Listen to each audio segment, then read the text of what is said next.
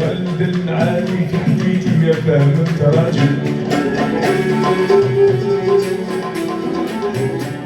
جيب القلم جلد في القرطاس يا الليل، وكل الله تعالى الله تعالى نعدلك سر همومي ونروحنا في الدخال، تبكي على بكايا وتوكل ربنا الواحد من وصفتي يصحى البردان.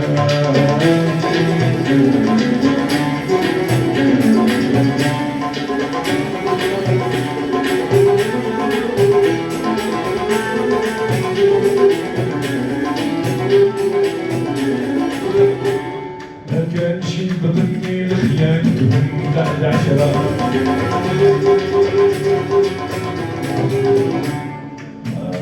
وما كانش بظني لخيانتهم بعد 10،